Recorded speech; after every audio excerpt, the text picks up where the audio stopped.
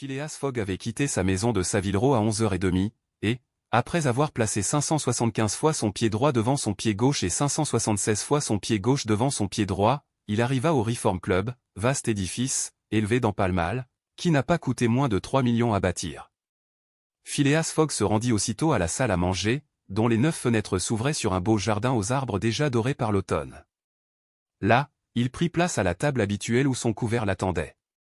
Son déjeuner se composait d'un hors-d'œuvre, d'un poisson bouilli relevé d'une reading sauce de premier choix, d'un roast beef écarlate agrémenté de condiments, mushroom, d'un gâteau farci de tiges de rhubarbe et de groseilles vertes, d'un morceau de Chester, le tout arrosé de quelques tasses de cet excellent thé, spécialement recueilli pour l'office du Reform Club. À 12h47, ce gentleman se leva et se dirigea vers le grand salon, somptueuse pièce, ornée de peintures richement encadrées. Là, un domestique lui remit le Times non coupé, dont Phileas Fogg opéra le laborieux dépliage avec une sûreté de main qui dénotait une grande habitude de cette difficile opération. La lecture de ce journal occupa Phileas Fogg jusqu'à 3h45, et celle du Standard qui lui succéda dura jusqu'au dîner. Ce repas s'accomplit dans les mêmes conditions que le déjeuner, avec adjonction de « Royal British Sauce ». À 6h moins 20, le gentleman reparut dans le grand salon et s'absorba dans la lecture du Morning Chronicle. Une demi-heure plus tard, divers membres du Reform Club faisaient leur entrée et s'approchaient de la cheminée, où brûlait un feu de houille. C'étaient les partenaires habituels de M. Phileas Fogg, comme lui enragé joueur de whist, l'ingénieur Andrew Stuart, les banquiers John Sullivan et Samuel Fallentin, le brasseur Thomas Flanagan, Gauthier Ralph, un des administrateurs de la Banque d'Angleterre, personnage riche et considéré, même dans ce club qui compte parmi ses membres les sommités de l'industrie et de la finance. « Eh bien, Ralph, demanda Thomas Flanagan, où en est cette affaire de vol ? Eh bien, répondit Andrew Stuart, la banque en sera pour son argent. J'espère, au contraire, dit Gauthier Ralph, que nous mettrons la main sur l'auteur du vol. Des inspecteurs de police, gens fort habiles, ont été envoyés en Amérique et en Europe, dans tous les principaux ports d'embarquement et de débarquement, et il sera difficile à ce monsieur de leur échapper. Mais on a donc le signalement du voleur, demanda Andrew Stuart. D'abord, ce n'est pas un voleur, répondit sérieusement Gauthier Ralph.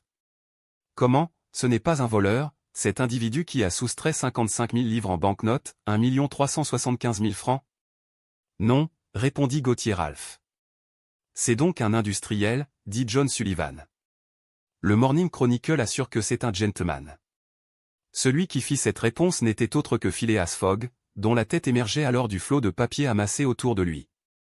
En même temps, Phileas Fogg salua ses collègues, qui lui rendirent son salut. Le fait dont il était question, que les divers journaux du Royaume-Uni discutaient avec ardeur, s'était accompli 3 jours auparavant, le 29 septembre. Une liasse de banknotes, formant l'énorme somme de 55 000 livres, avait été prise sur la tablette du caissier principal de la Banque d'Angleterre. À qui s'étonnait qu'un tel vol eût pu s'accomplir aussi facilement, le sous-gouverneur Gauthier Ralph se bornait à répondre qu'à ce moment même, le caissier s'occupait d'enregistrer une recette de 3 shillings 6 pence, et qu'on ne saurait avoir l'œil à tout. Mais il convient de faire observer ici ce qui rend le fait plus explicable que cet admirable établissement de Bank of England paraît se soucier extrêmement de la dignité du public. Point de garde, point d'invalide, point de grillage. L'or, l'argent, les billets sont exposés librement et pour ainsi dire à la merci du premier venu. On ne saurait mettre en suspicion l'honorabilité d'un passant quelconque. Un des meilleurs observateurs des usages anglais raconte même ceci, dans une des salles de la banque où il se trouvait un jour, il eut la curiosité de voir de plus près un lingot d'or pesant 7 à 8 livres, qui se trouvait exposé sur la tablette du caissier, il prit ce lingot, l'examina, le passa à son voisin, celui-ci à un autre, si bien que le lingot, de main en main, s'en alla jusqu'au fond d'un corridor obscur, et ne revint qu'une demi-heure après reprendre sa place, sans que le caissier eût seulement levé la tête. Mais, le 29 septembre, les choses ne se passèrent pas tout à fait ainsi. La liasse de banknotes ne revint pas, et quand la magnifique horloge, posée au-dessus du « drawing office », sonna à 5 heures la fermeture des bureaux, la Banque d'Angleterre n'avait plus qu'à passer 55 000 livres par le compte de profits et pertes.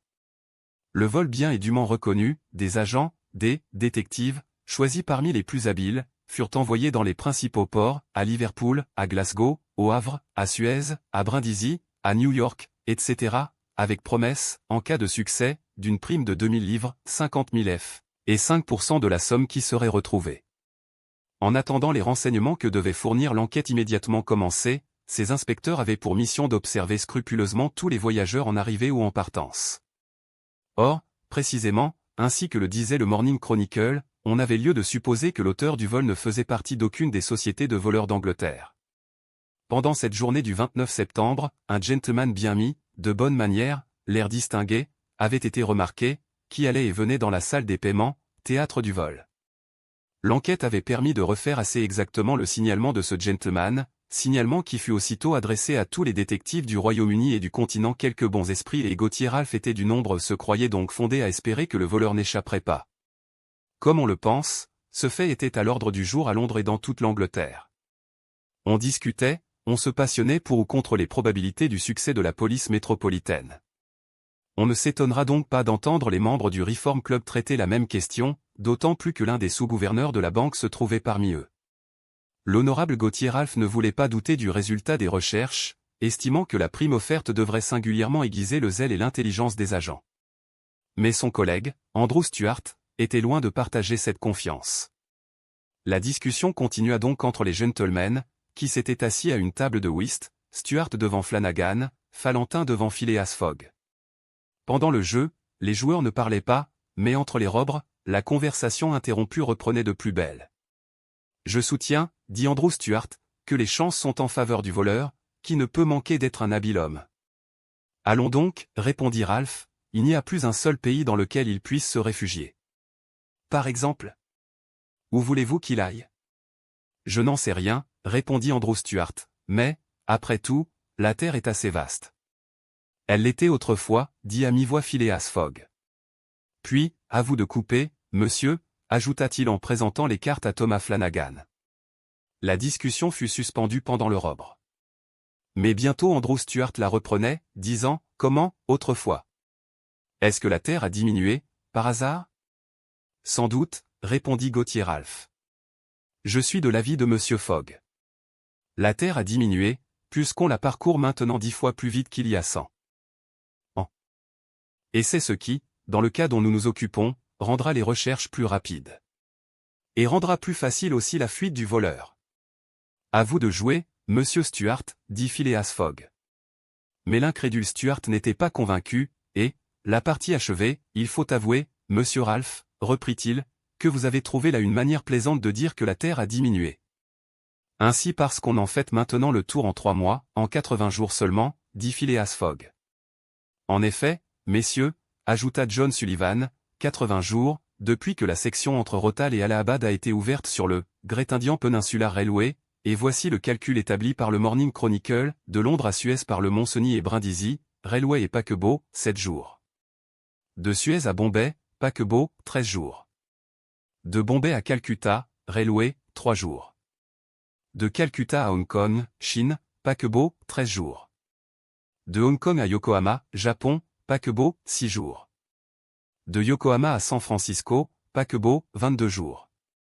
De San Francisco New York, Railroad, 7 jours. De New York à Londres, paquebot et railway, 9 jours.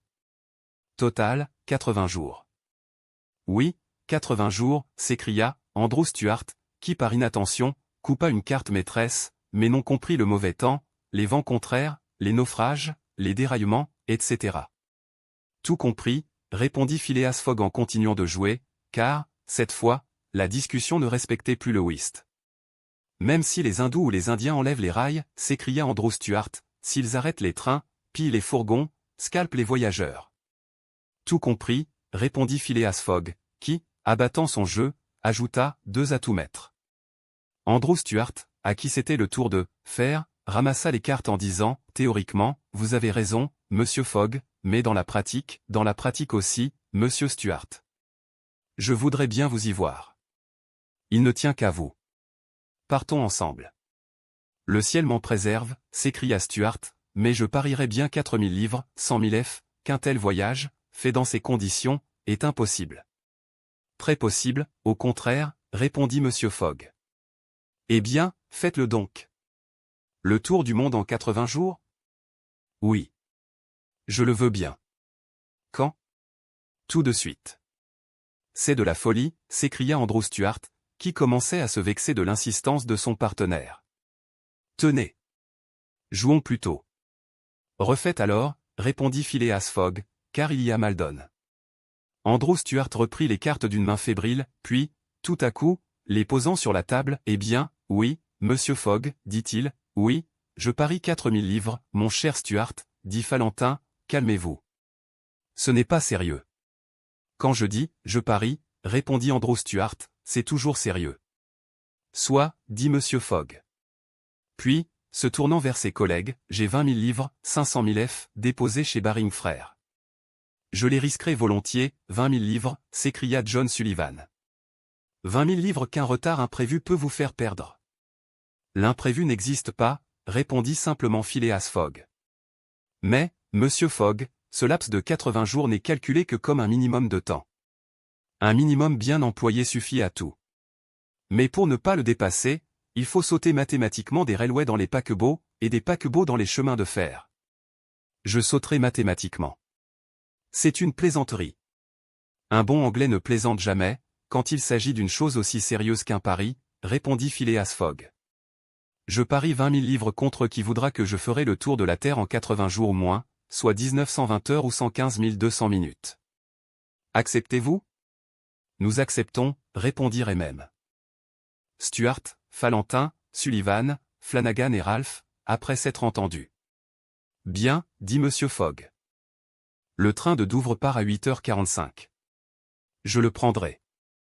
Ce soir même, demanda Stuart. Ce soir même, répondit Phileas Fogg. Donc, ajouta-t-il en consultant un calendrier de poche, puisque c'est aujourd'hui mercredi 2 octobre, je devrais être de retour à Londres, dans ce salon même du Reform Club, le samedi 21 décembre, à 8h45 du soir, faute de quoi les 20 000 livres déposés actuellement à mon crédit chez Baring Frères vous appartiendront de fait et de droit, messieurs. Voici un chèque de pareille somme. Un procès-verbal du pari fut fait et signé sur le champ par les 6 co-intéressés. Phileas Fogg était demeuré froid. Il n'avait certainement pas parié pour gagner, et n'avait engagé ses 20 000 livres à la moitié de sa fortune que parce qu'il prévoyait qu'il pourrait avoir à dépenser l'autre pour mener à bien ce difficile, pour ne pas dire inexécutable projet. Quant à ses adversaires, eux, ils paraissaient émus, non pas à cause de la valeur de l'enjeu, mais parce qu'ils se faisaient une sorte de scrupule de lutter dans ces conditions. 7 heures sonnait alors. On offrit à monsieur Fogg de suspendre le whist afin qu'il pût faire ses préparatifs de départ. Je suis toujours prêt, répondit cet impassible gentleman, et donnant les cartes, je retourne carreau, dit-il. À vous de jouer, monsieur Stuart.